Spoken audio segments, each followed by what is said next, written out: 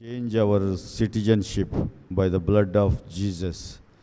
అంటే మన పౌరస్థితిని మార్చివేసిన ఆయన రక్తం, యేసు రక్తం మన పౌరస్థితిని మార్చేసింది. దీని గురించి కొన్ని విషయాల్ని మనం మాట్లాడుకుందాం ఈ రాత్రి.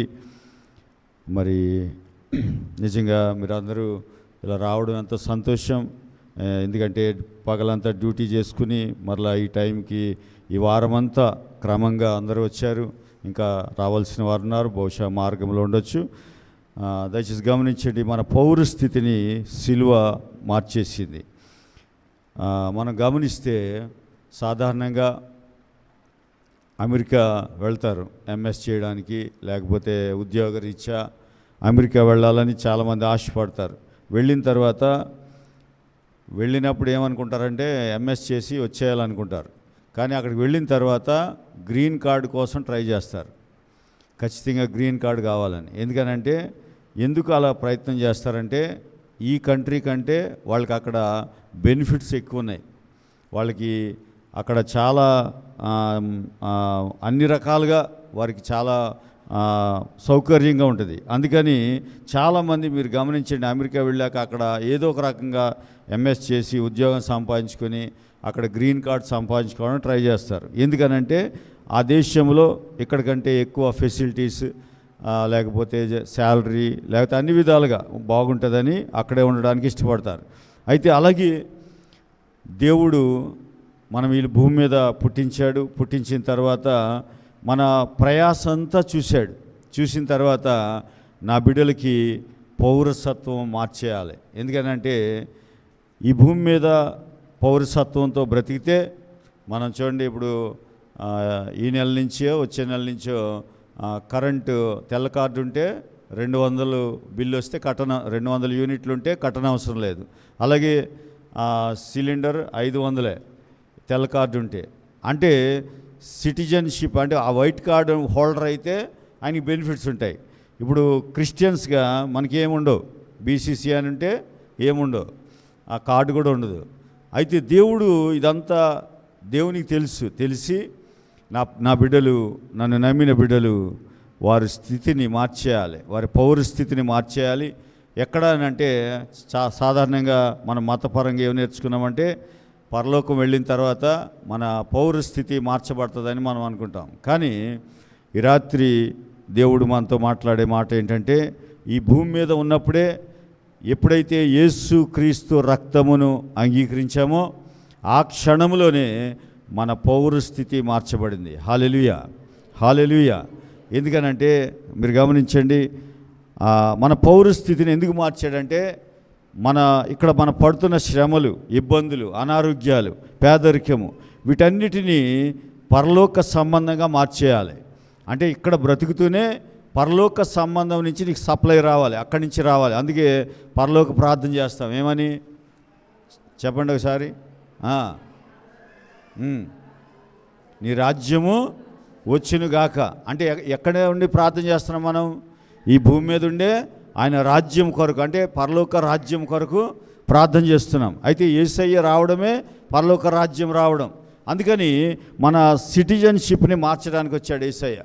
మన పౌరస్థితిని మార్చి ఈ లోకంలో మరి మన స్థితిగతులన్నింటినీ మార్చాలని దేవునికి ఇష్టమైంది. దయచేసి మనము ముందుగా కొలస్సీలకు రాసిన పత్రిక 1వ అధ్యాయం 13వ వచనాన్ని గమనిద్దాం. చూడండి, కొలస్సీలకు రాసిన పత్రిక 1వ అధ్యాయం 13వ వచనం. త్వరగా మనం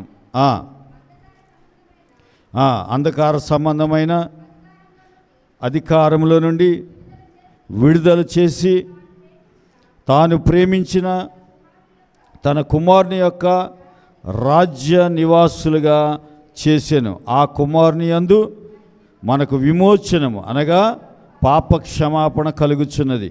అంటే సిలువలో నీకు కలిగిన యేసు ప్రభుని అంగీకరించిన వెంటనే సిలువలో నీకు ఏం కలిగిందంటే పాప క్షమాపణ, విమోచనము కలిగింది. కాబట్టి మనము ఏ రాజ్యం నుండి ఏ రాజ్యంకి వచ్చామంటే అంధకార సంబంధమైన అధికారంలో నుండి విడుదల చేసి తాను ప్రేమించిన తన కుమారుని యొక్క రాజ్య నివాసులుగా చేశాడు.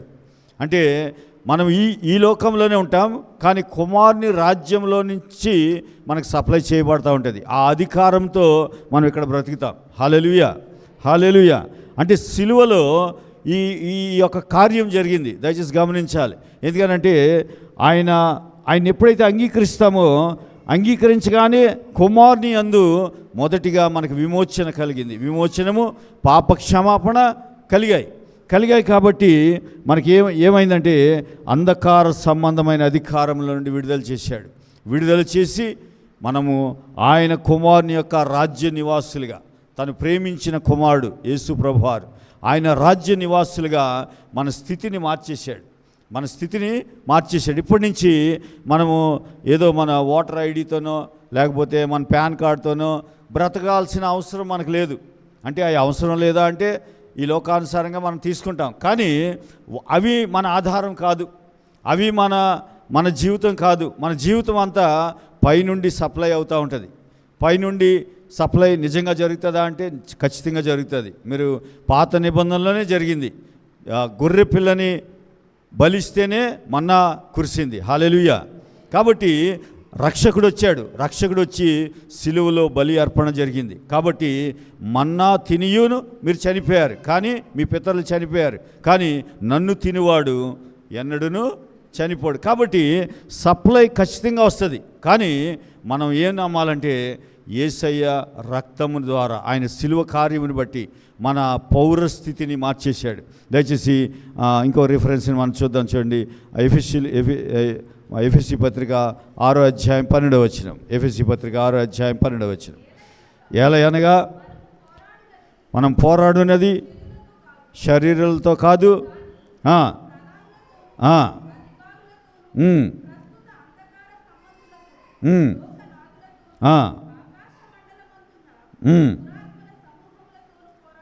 పోరాడుచున్నాం. అంటే మన పోరాటం అంతా శరీరాలతో కాదు, కానీ ప్రధానులతో, అధికారులతో, ప్రస్తుత అంధకార సంబంధమగు లోకనాథులతోనూ, ఆకాశ మండలమందున దురాత్మల సమూహంతోనూ పోరాడుచున్నాము. అంటే ఈ పోరాటం చేయాలంటే నీకేం కావాలంటే పౌరస్థితి మార్చబడాలి. హల్లెలూయా, హల్లెలూయా. అంటే ఈ లోకంలో నుండి నువ్వు పోరాడలేవు. చూడండి, చాలాసార్లు మనకి ఈ లోకంలో శ్రమలు వస్తాయి, ఇబ్బందులు వస్తాయి, కష్టాలు వస్తాయి, కానీ ఈ లోకంలో సిస్టమ్ ప్రకారం పోరాడితే విజయం రాదు. అందుకే ఖచ్చితంగా మనము విశ్వాస సంబంధులం. కాబట్టి యేసు రక్తము, యేసయ్య సిలువ మనకి ఏమిచ్చిందంటే సర్వాంగ కవచము ఇచ్చింది. ఆ వచనాల్లో అవన్నీ ఉంటాయి.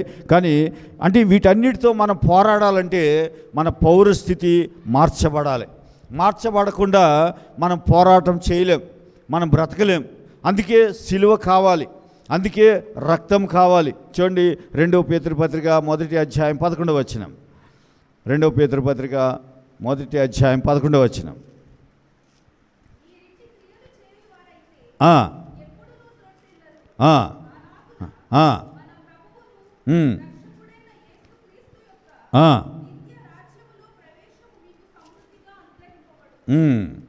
అంటే ఆయన రాజ్యమును గురించి చెప్తున్నాడు. నిత్య రాజ్యమును గురించి ఆ పేతురు పత్రికలో చెప్పడం జరిగింది. అయితే ఇవన్నీ నేను ఎందుకు చూపించానంటే మన పౌరస్థితి మార్చబడడం చాలా అవసరం. అది సిలువలో మాత్రమే జరిగింది. చూడండి, ఎఫెసీ పత్రిక ఎలా మార్చాడు, ఆ సిలువలో ఎలా మారిందో మనం ఒకసారి గమనిద్దాం. ఎఫెసీ పత్రిక 1వ అధ్యాయం 7వ వచనం. దేవుని కృపా మహదైశ్వర్యముని బట్టి ఆ ప్రియుని యందు ఆయన రక్తము వలన, మళ్ళీ చదువుతాను చూడండి, ఆయన రక్తము వలన మనకు విమోచనము, అనగా మన అపరాధములకు క్షమాపణ మనకు కలిగి ఉన్నది. అంటే ఇది కలగకుండా మన పౌరస్థితి మార్చబడదు. అంటే ఆయన రక్తము వలన మనకు విమోచనం కలిగింది, పాప క్షమాపణ కలిగింది. కాబట్టి మన పౌరస్థితి మార్చబడింది. ఇవన్నీ నేను ఎందుకు చూపించానంటే ఆయన రక్తము, ఆయన సిలువ మనకి ఏం చేసిందో చెబుతూ మెయిన్ మెసేజ్లోనికి నేను వస్తాను. చూడండి, ఇప్పుడు ఫిలిప్పీ పత్రిక తీయండి. ఫిలిప్పీ పత్రిక రాస్తున్నప్పుడు పౌలు గారు బందీగా ఉన్నాడు. బందీగా అంటే బంధించబడి ఉన్నాడు, ఖైదీగా ఉన్నాడు. ఖైదీగా ఉండి ఆ పత్రిక రాస్తూ ఆయనకి ఈ లోకంలో చాలా చాలా పౌరస్థితి కాకుండా, అంటే ఆయన పౌరస్థితి ఈ లోకంలో ఎలా ఉందో ఒకసారి చూద్దాం. ఆయన పౌరస్థితి ఈ లోకంలో ఎలా ఉందంటే 3వ అధ్యాయం 5వ వచనాన్ని చదువుదాం. 3వ అధ్యాయం 5వ వచనం. 8వ దినమున సున్నతి పొంది తిని, ఎవరైనా ఒకరు చదవండి. ఇశ్రాయేలు వంశపు వాడనై బెన్యామీను గోత్రములో పుట్టి హెబ్రీల సంతానమై హెబ్రీయుడనై ధర్మశాస్త్ర విషయంలో పరిసయుడనై ఆసక్తి విషయంలో సంఘమును హింసించేవాడునై ధర్మశాస్త్రం వలన నీతి విషయము అనింద్యుడనై ఉంటిని. అయినను ఏవేవి నాకు లాభకరములై ఉండెనో, అంటే ఈ ఇంచుమించుగా 8 గుర్తింపులు ఉన్నాయి. 8 ఆ స్థితిని కలిగి ఉన్నాడు ఈ భూమి మీద. ఆయనకి 8 కార్డులు ఉన్నాయనుకోండి. 8 కార్డులతో ఆయన బ్రతకొచ్చు, ఆయన హ్యాపీగా ఉండొచ్చు. కానీ ఆయన ఏమంటాడంటే, ఇవన్నీ ఈ 8 గుర్తింపులు నాకు చాలా లాభకరం, కానీ నేను ఈ ఏవేవి లాభకరములై ఉండేనో వాటిని క్రీస్తు నిమిత్తము నష్టముగా ఎంచుకొంటిని. ఈ రాత్రి ఒక ప్రశ్న, మనకింత లాభం వచ్చే విషయాల్ని ఎందుకు పౌలు గారు నష్టముగా ఎంచుకున్నాడు? ఎందుకనంటే ఇవి ఒకరోజు ఉంటాయి, ఒకరోజు ఉండకపోవచ్చు. ఒకరోజు మన స్థితి బాగుండొచ్చు, ఇంకో రోజు బాగుండకపోవచ్చు. కానీ ఈ స్థితిని తీసేసి రక్తముని సిలువుని నమ్మితే, క్రీస్తుని నమ్మితే, మన పౌరస్థితి ఎప్పుడైతే మార్చబడుతుందో అప్పుడు మన స్థితిగతులు ఫ్లక్చువేట్ అంటే మన స్థితిగతులు కిందకి మీదకి అవ్వవు. ఎందుకు అవ్వు అంటే ఆయన రక్తములో చంచలత్వం లేదు. ఆయన రక్తములో చంచలత్వం లేదు. ఆయన సిలువలో చంచలత్వం అంటే కిందికి పైకి, అంటే ఒకసారి ఇలాగా ఒకసారి అలాగేం లేదు. ఆయన సిలువలో చంచలత్వం లేదు. యాకోబు పత్రికలో అంటాడు, ఆయనలో చంచలత్వం లేదు, గమనాగమనంలో ఏదో రాసి ఉంటుంది, అది లేదు అని చెప్తాడు. ఎందుకు ఇలా చెప్తాడంటే, క్రీస్తుని సిలువని గనక నమ్మితే ఆయనకి లాభకరమైన అన్నీ వదిలేశాడు, నష్టముగా ఎంచుకుని యేసు ప్రభు యొక్క ఆ సిలువలో దక్కిన ఆ పౌరస్థితిని కోరుకుంటా ఆ సిలువని గురించి చెబుతూ, ఇదంతా ఈ పత్రిక ఎందుకు రాశాడంటే, ముఖ్య ఉద్దేశం ఏంటంటే, చాలామంది సిలువని వ్యతిరేకిస్తున్నారు. సిలువని చాలామంది ఏం చెప్తున్నారంటే, సిలువ కంటే సున్నతి గొప్పది, సున్నతి పొందితే నీవు చాలా ధన్యుడు అని చెప్తున్నారు. అప్పుడు పౌలు గారు బందీగా ఉండి ఈ పత్రిక రాస్తూ ఆయన సిలువకు వ్యతిరేకంగా చెప్తున్న వారికి ఈ విషయాన్ని చెప్పాడు అనమాట. చూడండి, 17వ వచనం నుంచి మనం కొన్ని వచనాలు మనం చదువుకుందాం. సహోదరులారా, నన్ను పోలి నడుచుకొనుడి,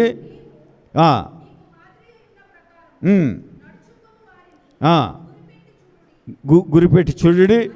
అనేకులు క్రీస్తు సిలువకు శత్రువులుగా నడుచుకొనుచున్నారు. చాలా జాగ్రత్తగా గమనించండి. క్రీస్తు సిలువకు శత్రువులుగా నడుచుకొని అనేకులు, ఒకళ్ళు కాదు, ఇద్దరు కాదు, చాలామందిని, అంటే దుర్బోధ. మనం చూడండి, గలతీ పత్రికలో అంటాడు సువార్తే, కానీ అది సువార్త కాదు. సువార్తే అంటాడు కానీ సువార్త కాదు. ఎందుకంటే క్రీస్తు సిలువకి వ్యతిరేకంగా వారు ఏం చెప్తున్నారు? శత్రువులుగా నడుచుకొనిచున్నారు. ఏమని చెప్తున్నారంటే, క్రీస్తుని నమ్మితే నమ్మవు, సున్నతి పొందు. అంటే క్రీస్తు సిలువలో ఏమీ లేదని చెప్తున్నారు. పౌలు ఏం చెప్పారంటే, క్రీస్తు సిలువలో శక్తి ఉంది, దానితోనే నేను అతిశయపడతాను. అందుకని ఈ సిలువ శక్తి గురించి చెబుతూ శత్రువులుగా నడుచుకొనిచున్నారు. కాబట్టి ఆయన చూడండి, వీరిని గూర్చి మీతో అనేక పర్యాయములు, అంటే ఒకసారి కాదు చాలాసార్లు ఎలా చెప్పాడట, చెప్పి ఇప్పుడును ఏడ్చుచు కన్నీరు కారుస్తున్నాడు పౌలు గారు. ఈ మాట చదివినప్పుడు నా హృదయం చాలా, అంటే ఆయనకి ఏమనిపించిందో తెలియదు. ఆ సిలువను గురించి వ్యతిరేకిస్తుంటే, ఆ సిలువను కాదంటుంటే, ఆ యేసు ప్రభు పడ్డ కష్టాలు, ఆ యేసయ్య సిలువలో ఇప్పుడు కూడా చాలామంది ఇది ఆచారం అని చెప్పి, లేకపోతే ఇదొక మతం అని చెప్పి ఆయన సిలువని జ్ఞాపకం చేసుకోవడానికి కూడా సాతానుగాడు ఏం చేశాడంటే మతం అని చెప్పేసి, లేకపోతే ఆచారం అని చెప్పేసి దాన్ని వినడానికి కూడా ఇష్టపడరు, దాన్ని చేయడానికి కూడా ఇష్టపడరు. అంటే ఇది ఈ బైబిల్లో ఉందా, లేకపోతే ఇలా చేయొచ్చా అని చెప్పి దాన్ని కూడా వ్యతిరేకిస్తూ ఉంటారు. ఇప్పుడు చూడండి ఎంత దారుణం. ఆల్రెడీ సిలువలో తన ప్రాణం పెట్టాడు. ఒకటి తక్కువ 40 కొరడా దెబ్బలు తిన్నాడు, మేకులు కొట్టించుకున్నాడు, బల్లెపోటు పొడిచారు, ముళ్ళ కిరీటం పెట్టారు, రక్తమంతా కారింది. ఇంత సిలువలో ఇంత త్యాగం చేస్తే, ఇంత ప్రేమను కనపరిస్తే ఏమని చెప్తున్నారంటే సిలువకి శత్రువులుగా ఉన్నారు కొంతమంది. క్రైస్తవులే కానీ సిలువకి శత్రువులుగా ఉన్నారు. అందుకని పౌలు గారు ఏం చెప్తున్నాడంటే అనేక పర్యాయములు మీతో చెప్పి ఇప్పుడును ఏడ్చుచు. ఎప్పుడైనా ఎక్కువగా ఆడబిడ్డలు ఏడవడం చూస్తాం, కానీ ఒక సువార్థికుడు, ఎవాంజలిజం చేసే ఒక వ్యక్తి పౌలు గారు, ఆయన యేసయ్య ఎప్పుడైతే ప్రత్యక్షమయ్యాడో ఒకసారి నమ్మాడు. 17 సంవత్సరాలు అరేబియాకి వెళ్ళిపోయాడు. ఆయన ఎంతో 17 సంవత్సరాలు తన లైఫ్ని వదిలేశాడు. ఫ్యూచర్ ఏమవుతుందో తెలియదు. ఎందుకనంటే ఆ సిలువలో శక్తిని గ్రహించి 17 సంవత్సరాలు దేవునితో ఉన్నాడు, సహవాసం చేశాడు. సహవాసం చేసి వచ్చి ఏడ్చుచు అనేక పర్యాయాలు చెప్పాడు. ఏమని? అయ్యా సిలువను నమ్మండి, సిలువలో శక్తి ఉంది, సిలువలో ఎంతో మరి నీకు కావాల్సినవన్నీ ఉన్నాయి, నీ స్థితిగతులు మారిపోతాయి, సిలువని నమ్మండి అని చెప్తే చాలామంది సిలువకి శత్రువులుగా ఉంటే అనేక పర్యాయాలు చెప్పని ఇప్పుడును ఏడ్చుచు చెప్పుచున్నాను. ఒక పురుషుడు ఏడవడం సంఘంలో, అది కూడా ఒక సంఘానికి చెబుతూ ఏడుస్తూ ఉన్నాడు. అయ్యా సంఘమా, దయచేసి క్రీస్తు సిలువకి దూరంగా ఉండొద్దు, క్రీస్తు రక్తానికి దూరంగా ఉండొద్దు. చాలామంది ఈ లెంట్ సీజన్లో ఇది ఎవరు చెప్పారు, దీనికి మనం దూరంగా ఉండాలి, ఇది చేయకూడదు అని చాలామంది వ్యతిరేకిస్తూ ఉంటారు. దయచేసి పౌలు గారు మరి అప్పటికే సిలువ వేయబడి చాలా రోజులైంది. ఏసయ్య సిలువ వేయబడి వెళ్ళిపోయాడు. కానీ సిలువని నమ్మండి అని ఎందుకు చెప్పాడు పౌలు గారు? సిలువ రక్తమును గురించి, సిలువను గురించి అనేక పర్యాయములు మీతో నేను చెప్పాను, ఏడ్చుచు మీకు చెప్పాను. అంటే మరి ఆయన సిలువని అప్పుడెప్పుడో అయిపోయింది కదా, ఎందుకు జ్ఞాపకం చేస్తున్నాడు? దయచేసి మూర్ఖపు వాదనలు మనవి. దేవుడు మనకు ఒక అవకాశం ఇచ్చాడు సిలువని గురించి, ఆయన రక్తంలో శక్తి ఉందని దాన్ని గ్రహించి పౌలు గారు అనేక పర్యాయములు సిలువ గురించి చెప్పాడు. అనేక పర్యాయములు. మనం ప్రతి సంవత్సరానికి 40 రోజులు ఆయన్ని సిలువని జ్ఞాపకం చేసుకుంటే మనకు వచ్చే నష్టం ఏంటి? ఆయన ఏడుస్తూ చెప్పాడు, అయ్యా సిలువని శత్రువులుగా ఉండదు, సిలువకి శత్రువుగా ఉండదు. అంటే సిలువకి శత్రువు అంటే అర్థం ఏంటి? సిలువని జ్ఞాపకం చేసుకోవద్దని చెప్తున్నారు, సిలువని రక్తాన్ని కాదంటున్నారు ఇండైరెక్ట్గా.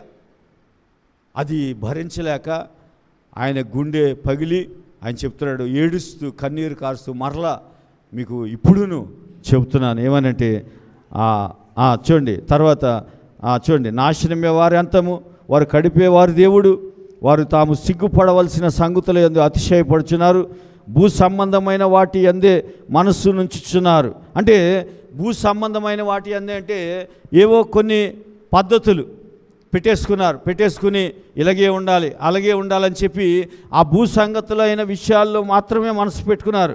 అయితే 20వ వచనం చూడండి, ఈ సిలువ ఏం చేసిందో పౌలు గారు చెప్తా ఉన్నారు.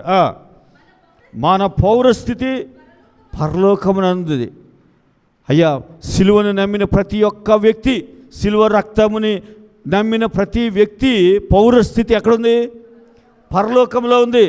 పౌలు గారు ఈ మాట చెప్తున్నాడు, భూలోకంలోనే ఉన్నాడు, కానీ నా పౌరస్థితి పరలోకంలో ఉంది. అంటే మన భాషలో చెప్పాలంటే మన ఆధార్ కార్డు ఎక్కడుంది?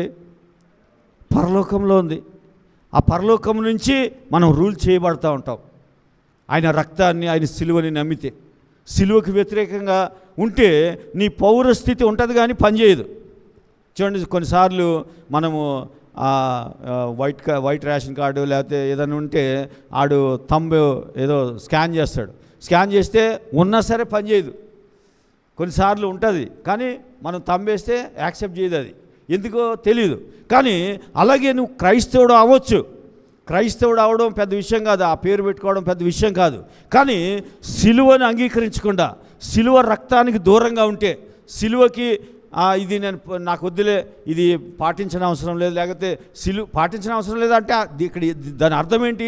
నువ్వు సిలువనే కాదంటున్నావు. సిలువని కాదంటే నీ పౌరస్థితి ఉండొచ్చేమో, కానీ అది పనిచేయదు భూమి మీద, అది పనిచేయదు. నీకు అర్థం కాదు, అరే నేను కూడా దేవుడిని నమ్మానే అంటే నువ్వు ఇండైరెక్ట్గా సిలువని కాదంటున్నావు. ఎందుకు ఏడ్చాడు పౌలు గారు? సిలువని గురించి కాదన్నప్పుడు ఆయనకి ఎందుకు బాధ కలిగింది? ఎందుకు బాధ కలిగిందంటే అనేక పర్యాయములు సిలువని గురించి చెబితే వాళ్ళు కాదంటున్నారు, శత్రువులుగా ఉన్నారు.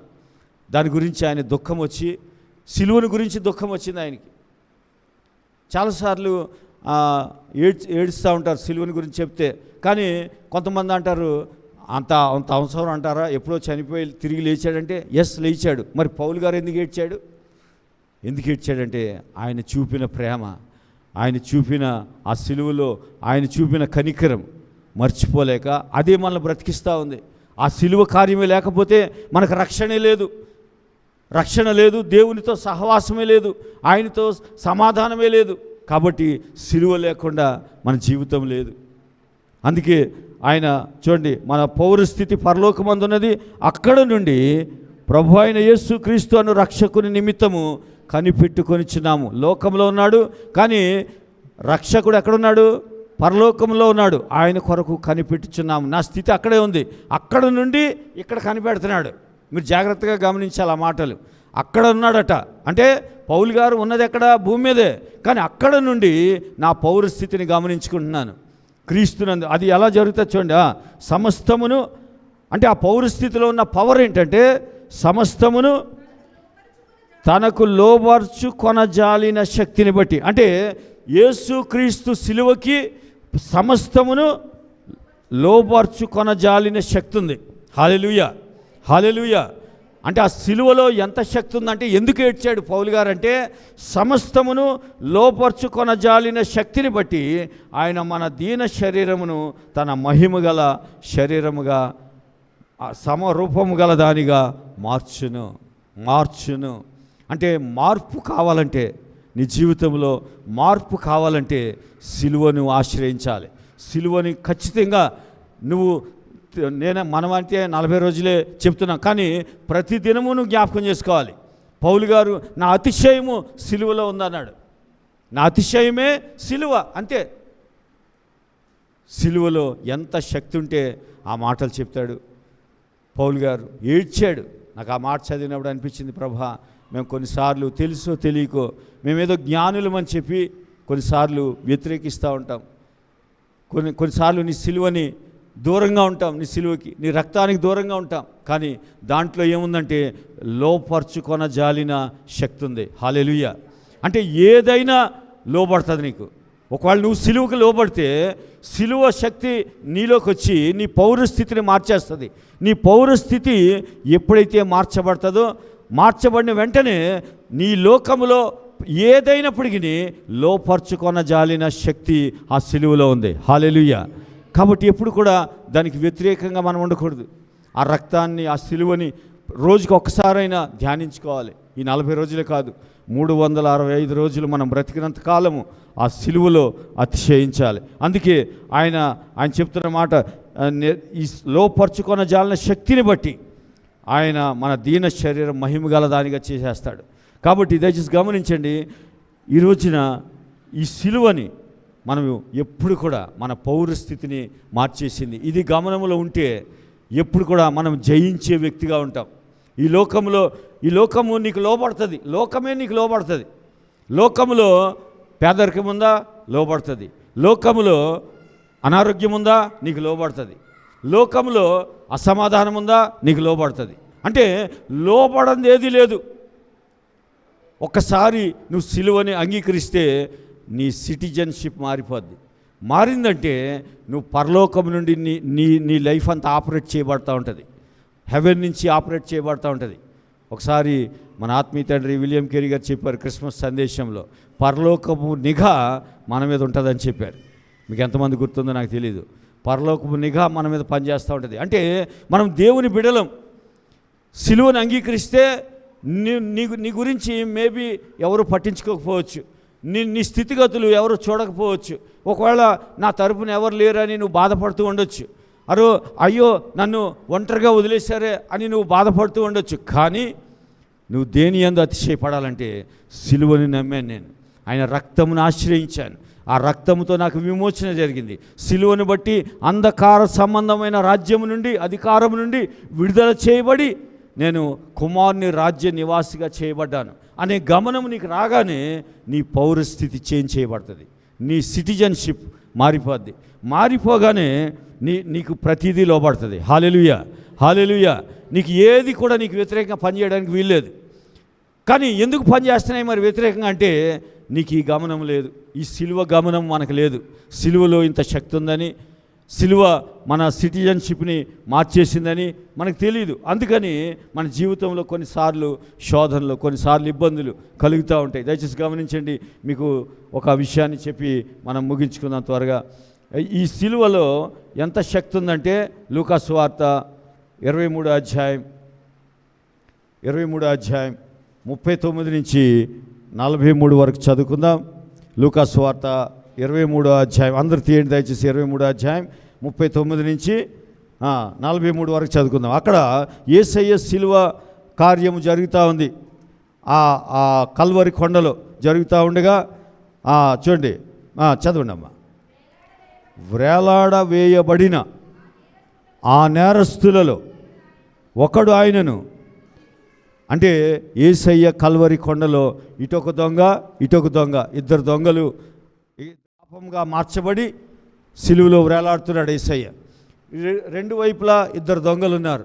ఆ ఇద్దరు దొంగలు వేలాడుతూ వాళ్ళు ఏమంటున్నారంటే, అందులో ఒకడు ఏమంటున్నాడంటే దూషిస్తున్నాడు. ఏమని? నువ్వు క్రీస్తువు కదా, క్రీస్తు అంటే నువ్వు అభిషక్తుడు కదా,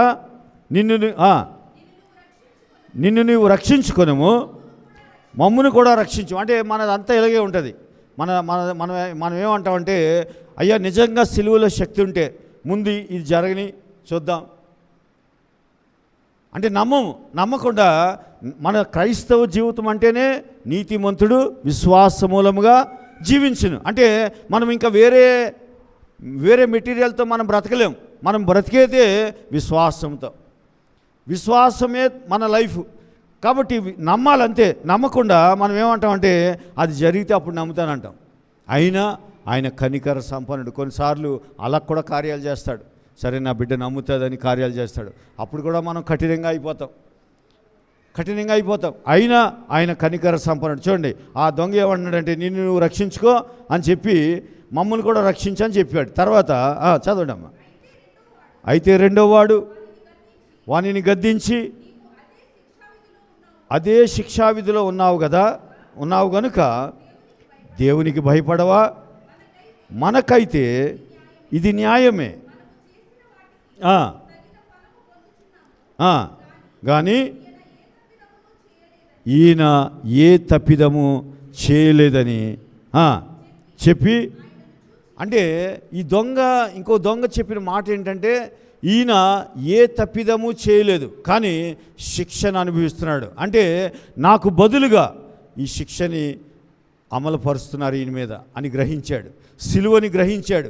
సిలువలో ఏముందో అర్థమైంది ఆయనకి. అంటే ఏ తప్పు చేయలేదు కానీ నా కొరకు శిక్షను అనుభవిస్తున్నాడని గ్రహించాడు. గ్రహించి ఆయన ఒక మాట అంటున్నాడు. ఏమని? ఆయనను చూచి, యేసు నీవు నీ రాజ్యం, అంటే యేసయ్య రాజ్యం ఇది ఈ లోక సంబంధంగా ఉండదు. ఈ నీ రాజ్యములోనికి వచ్చినప్పుడు నన్ను జ్ఞాపకము చేసుకోనమనెను. అందుకు ఆయన వానితో, నేడు నీవు నాతో కూడా పరదైసులో ఉండు. అంటే వెంటనే వితిన్ సెకండ్స్ ఆయన సిలువను అంగీకరించాడో లేదో, ఆయన సిలువను ఒప్పుకున్నాడు. అయ్యా పాపము చేయనివాడు నా కొరకు పాపంగా మార్చబడి సిలువలో వేలాడుతున్నాడు. నా కొరకు కొరడా దెబ్బలు తిన్నాడు.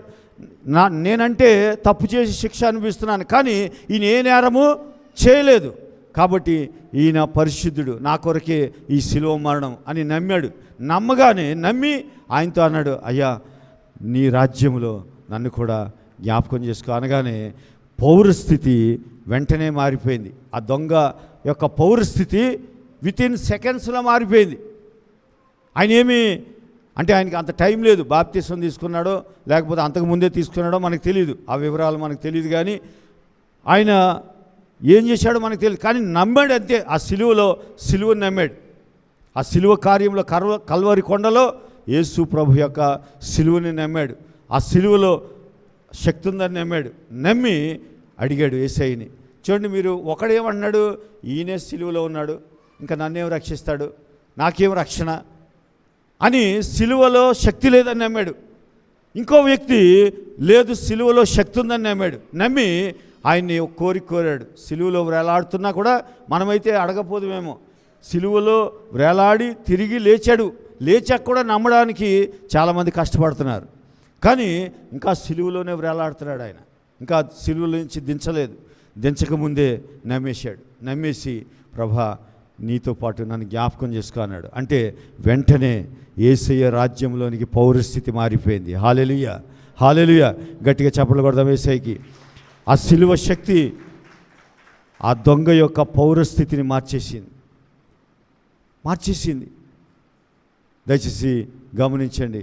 రాత్రి నేను లేకపోతే మరి చక్కటి వర్తమానము పాస్టర్ గారి ద్వారా మీరు విన్నారు. అందులో కూడా ఏమని చెప్పారు, హింసకుడు, దూషకుడు, హానికరుడు పౌలు, కానీ నమ్మకమైన వానిగా ఎంచి ఆయన రాజ్యంలో అంటే ఆయన రాజ్య సువార్తకి పౌలు గారిని నియమించుకున్నాడు. అంటే నమ్మకస్తునిగా నియమించుకున్నాడు. అపనమ్మకస్తుడే, కానీ నమ్మకస్తునిగా ఎంచి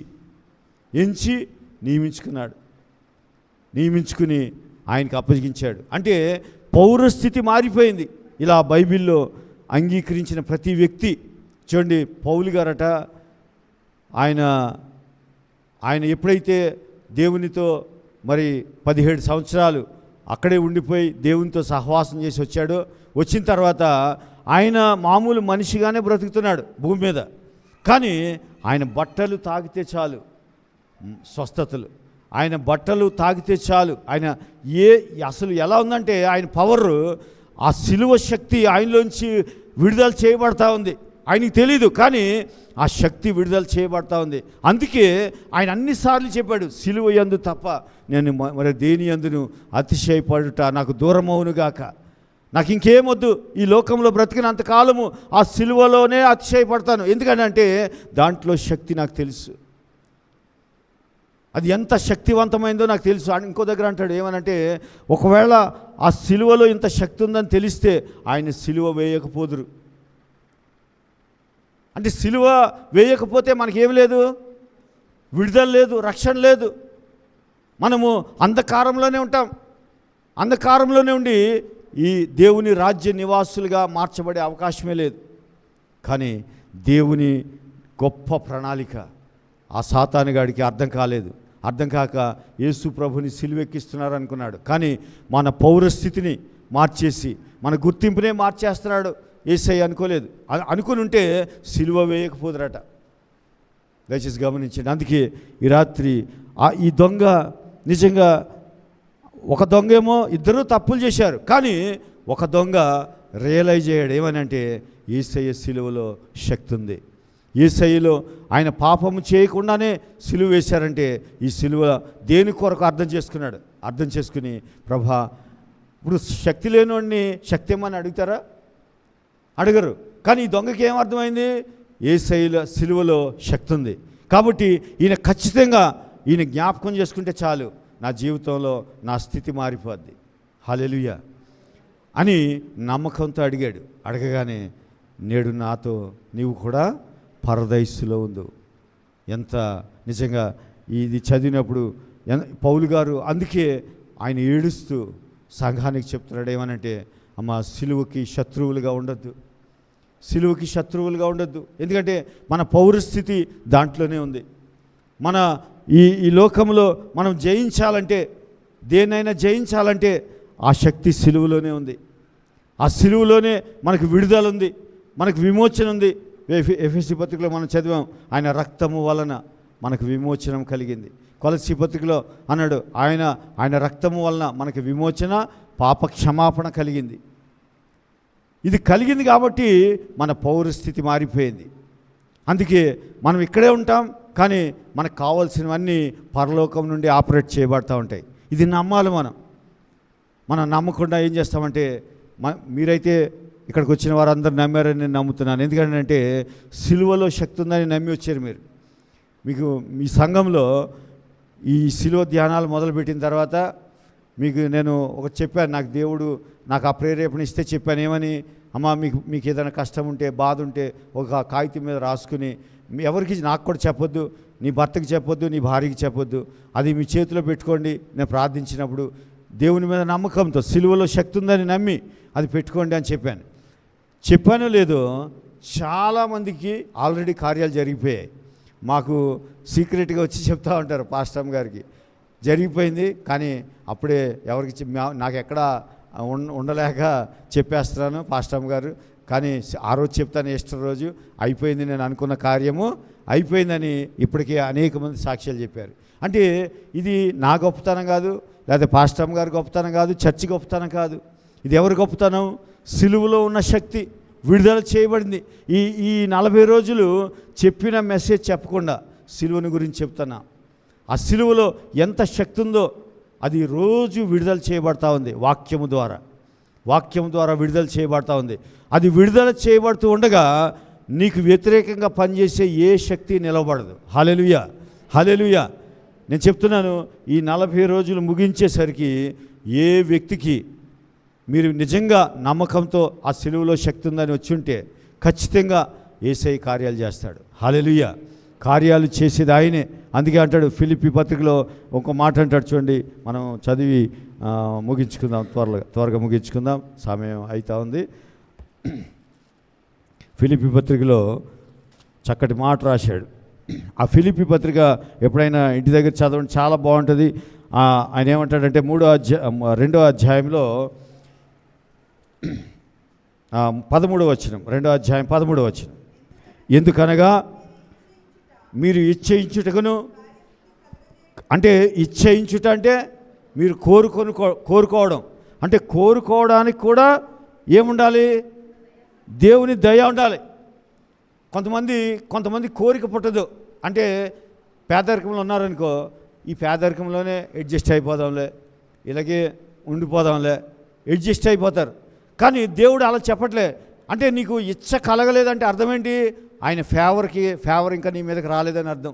ఎందుకు రాలేదంటే ఫేవర్ ఉంది, కానీ నువ్వు ఆ సిలువ శక్తిని ఆశ్రయించలేదు, ఆ సిలువకు దూరంగా ఉన్నావు. నేను ఎప్పుడు చెప్తా ఉంటాను, మనకి ఇక్కడ ట్యాప్ పెడతాం, ఆ ట్యాప్ తిప్పితే ఏమొస్తాయి? తిప్పకపోతే నీళ్ళు రావు. ఇప్పుడు మేము రాగానే చీకటిగా ఉంది, ఏం ఆన్ చేయాలి అంటే సప్లై ఉంది, కానీ స్విచ్ ఆన్ చేయకపోతే నీకు వెలుగు రాదు, ఫ్యాన్ తిరగదు.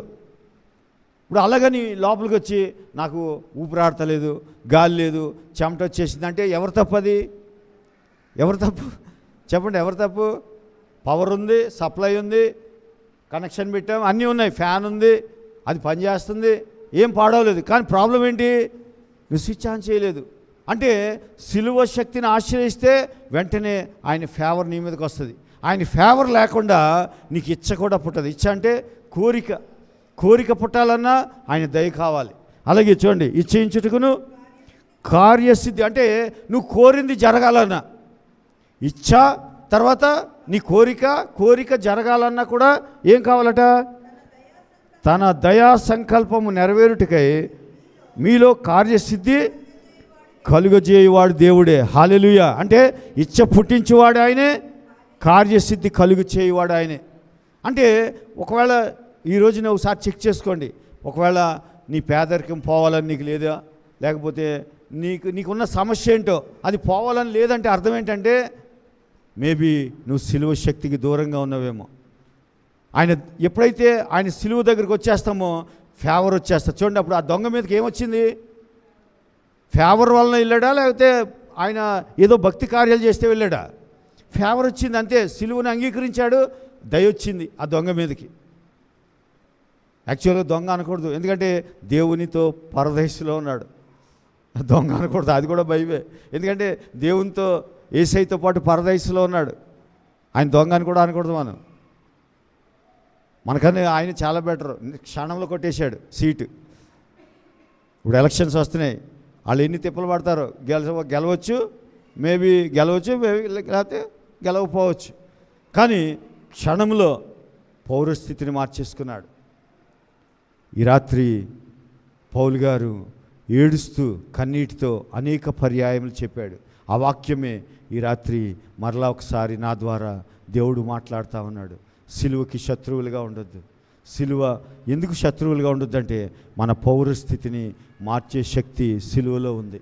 దాన్ని అంగీకరించి ఎప్పుడైతే మనం దాన్ని ముందుకు తీసుకెళ్తూ ఉంటామో, ఆయన రక్తాన్ని, ఆయన సిలువ శక్తిని ఆశ్రయిస్తామో మన పౌరస్థితి మార్చబడుతుంది. ఎప్పుడైతే మార్చబడుతుందో మన అక్కడ ఏమని రాస్తుందంటే లోపర్చుకొనజాలిన శక్తిని బట్టి, తనకు లోపర్చుకొనజాలిన శక్తి ఉంది. అంత శక్తిని మనం విడిచిపెట్టకూడదు. ఆ శక్తి అంతా సిలువలో ఉంది. కాబట్టి దాన్ని అంగీకరిద్దాం. చూడండి, ఎప్పుడు కూడా మనల్ని మనం బాగు చేసుకోలేం, సిలువే మనల్ని బాగు చేస్తుంది. ఆ రక్తమే మన పౌరస్థితిని మార్చింది. దీని అంతటిని మనం చేయాల్సిన పని ఏంటంటే, మనకు కూడా చిన్న హోంవర్క్ ఉంది. ఏంటంటే నమ్మాలంతే. దానికి రుజువులు ఉండవు, నమ్మకానికి రుజువులు ఉండవు, విశ్వాసానికి రుజువులు ఉండవు. నమ్మాలంతే. యేసయ్య ఆ దొంగ నమ్మాడు, ఈయన పరలోక సంబంధి అని నమ్మాడు. వెంటనే ఆ యొక్క పరలోక సంబంధికి చెందినవన్నీ దొంగలోనికి వచ్చేసాయి. ఆయన పేరు లేదు కాబట్టి దొంగ అంటున్నాను, పోనీ అదే పేరు అనుకోండి. ఆయనలోకి వచ్చేసాయి. అంటే పరలోక సంబంధమైన ప్రతి శక్తి, యేసయ్యలో ఏ శక్తి అయితే ఉందో అదంతా ఎవరిలోకి వచ్చాయి? నమ్మిన వ్యక్తులకు వచ్చేసాయి. ఇంకో వ్యక్తి పక్కనే ఉన్నాడు, సిలువ పక్కనే ఉంది, సిలువ శక్తి అవైలబులే, కానీ ఆ వ్యక్తి నమ్మలేదు. నమ్మకపోతే సిలువ శక్తి నీ మీద పనిచేది ఉంటుంది. సిలువ శక్తి అందరి మీద సమానంగానే ఉంటుంది, ఆయన పక్షపాతి కాడు. కానీ నువ్వు నమ్మకపోతే ఆ శక్తిని పొందలేవు. నమ్మాలంతే. యేసయ్య నిన్ను నమ్ముతున్నాను, నువ్వు నా కొరకు ప్రాణం అర్పించావని. సిలువని గురించి నేను సిగ్గుపడను. చాలామంది సిగ్గుపడతారు. లెంట్ డేస్కి వెళ్తున్నాం, లేకపోతే సిలువని గురించే ధ్యానాలకు వెళ్తున్నామంటే చెప్పొచ్చారులే ధ్యానాలు అంటారు. కానీ ఆ సిలువకి దూరంగా శత్రువులుగా ఉండొద్దు. సిలువకి శత్రువుగా ఉన్నావంటే ఆటోమేటిక్గా ఆయన దయని కోల్పోతావు, ఆయన శక్తిని కోల్పోతావు. క్రైస్తవుడివే కానీ ఏమీ పొందలేం, మన జీవితాన్ని మనం బాగు చేసుకోలేం. అందుకే ఆయన బాగు చేస్తాడు. చూడండి, మీకు హంసని ఎప్పుడైనా చూసారా? హంస ఏం చేస్తుందట? పాలలో ఉన్న నీళ్ళని వేరుపరుస్తుందట. పాలల్లో ఉన్న నీటిని వేరు చేసేస్తుంది హంసని. మరి ఇంగ్లీష్లో ఏమంటారమ్మా? స్వాన్. అది మార్చేస్తుందట, పాలుని నీళ్ళని వేరు చేసేస్తుంది. అంటే దానికే అంత శక్తి ఉంటే కేవలం దానికి మాటలు రావు, దానికి ఏమీ రావు, దానికే ఎంత పవర్ ఉంది? పాలల్లో ఉన్న నీళ్ళని తీసేస్తుంది. మరి యేసయ్య సిలువకి ఎంత శక్తి ఉంది? హల్లెలూయా, హల్లెలూయా. ఈ రాత్రి ఒక హంస పాలలో ఉన్న నీళ్ళని తీసేస్తే నీలో ఉన్న పేదరికము, నీలో ఉన్న అనారోగ్యము, నీలో ఉన్న ఏమైతే ఉన్నాయో ఎవరికి చెప్పుకోలేని బాధలు యేసయ్య తీసేయలేడా? హంస ఆ పాలలో నీళ్ళని వేరుపరిచేసినట్టుగా యేసయ్య సిలువ శక్తి నీ జీవితంలో నీకు అక్కర్లేనివి, నీకు ఇష్టం లేనివి, కొన్నిసార్లు మనకి ఇష్టం ఉండదు కానీ భరిస్తూ ఉంటాం. ఎందుకని? మనం ఏం అర్థం చేసుకున్నామంటే క్రైస్తవులమే కానీ ఇలాగే బ్రతకాలి, దేవుడు శిక్షించాడు, దేవుడు శ్రమ పెట్టాడు నన్ను, కాబట్టి ఆ శ్రమను అనుభవించడం నాకు మేలు అనుకుంటాం. ఎప్పుడు కూడా దేవుడు శ్రమ పెట్టడు. 99.99 నాకు తెలిసి దేవుని దగ్గర నుంచి శ్రమ రాదు. మనమే ఏయో తెచ్చుకుంటాం, కొన్ని తప్పులు చేస్తాం, కొన్ని ఏయో చేయకూడని చేస్తాం, చేసి తెచ్చుకుంటాం. తెచ్చుకున్నాక ఆయనే వేరుపరుస్తాడు. ఆయనకు అంత శక్తి ఉంది. నువ్వు కేవలం ఏం చేయాలి? సిలువని నమ్మాలంతే. సిలువని నమ్మితే హంస ఆ పాలల్లో ఉన్న నీళ్ళని ఎలాగైతే తీసేస్తుందో అలాగే నీకు ఇష్టం లేని వాటిని, నీకు కష్టంగా ఉన్న వాటిని, నీకు నచ్చని వాటిని, నువ్వు కన్నీటితో భరిస్తున్న వాటిని అన్నిటినీ యేసయ్య సిలువ, ఆయన రక్తము నీలోంచి తీసేస్తాయి. హల్లెలూయా, హల్లెలూయా. దయచేసి ఒకవేళ హంస పాలలో ఉన్న నీళ్ళని తీసేస్తుందని నమ్మగలిగిన నువ్వు ఆ సిలువను నమ్మకపోవడం ఆశ్చర్యం. అందుకే పౌలు గారికి దుఃఖం వచ్చింది. దుఃఖం వచ్చి ఏడుస్తూ ఆ సంఘానికి చెప్పాడు, అయ్యా సిలువకి శత్రువులుగా ఉండొద్దు, సిలువలో శక్తి ఉంది. ఆయన ఆ ప్రేమంతా సిలువలోనే కనబడుతుంది. అందుకే ఆ సిలువని బట్టి మనం అతిశయపడదామని, మన పౌరస్థితి మార్చబడిందని పౌలు గారు చెప్పారు. కాబట్టి ఈ రాత్రి ఒకవేళ ఇంతకాలం బాధలు, శ్రమలు, కష్టాలు భరించామేమో, అనారోగ్యం భరించామేమో, కానీ మన పౌరస్థితి మార్చబడింది. ఎప్పుడైతే ఆ దొంగ స్థితిగతులు మారిపోయాయి, మేబీ నేను అనుకుంటాను ఆ దొంగ మార్చబడి ఒకవేళ ఇలాగ అడుగుంటే, ప్రభా నన్ను మార్చి కొంతకాలం భూమి మీద ఉంచంటే ఉండి అనేక అద్భుతాలు చేసేవాడు ఆయన. యేసయ్య సిలువని నమ్మి పౌలు గారు అంటాడు, ఒక కుంటివాడిని బాగు చేసి ఏమంటాడంటే, ఇది నా భక్తి చేత కాదు, నా గొప్పతనం కాదు, ఇది కేవలము యేసయ్య సిలువ మరణాన్ని బట్టే నేను బాగు చేశాను అంటాడు. నాకున్నదే నేను ఇస్తున్నాను. ఏముంది ఆయన దగ్గర? సిలువ శక్తి ఉంది. హల్లెలూయా. కాబట్టి ఈ రాత్రి పౌరస్థితి మార్చబడిన వ్యక్తి భూమి మీద అనేక కార్యములు చేయగలడు. అందుకే క్రైస్తవులకి అద్భుతాలు జరుగుతాయి. ఎందుకంటే మనం నిర్గమకాండంలో చదివాం, ఏమని? అద్భుతములు చేయవాడు మన మధ్యలో ఉన్నాడు. హల్లెలూయా. ఐగుప్తు దేశాన్ని విడిచి వాళ్ళు వస్తుంటే వాళ్ళు పాట పాడుకున్నారు, అద్భుతములు చేయవాడు మా మధ్యలో ఉన్నాడు. హల్లెలూయా. కాబట్టి ఈ రాత్రి మన జీవితాన్ని ఆయన సిలువ శక్తి, ఆయన సిలువ మన పౌరస్థితిని మార్చేసింది. కాబట్టి ఈరోజు నుంచి నీ ప్రతి విషయము పరలోకం నుండే ఆపరేట్ చేయబడుతుంది. అది నమ్మి మనం ముందుకు వెళ్దాం. అట్టి కృప దేవుడు మనకి దయచేయునుగాక.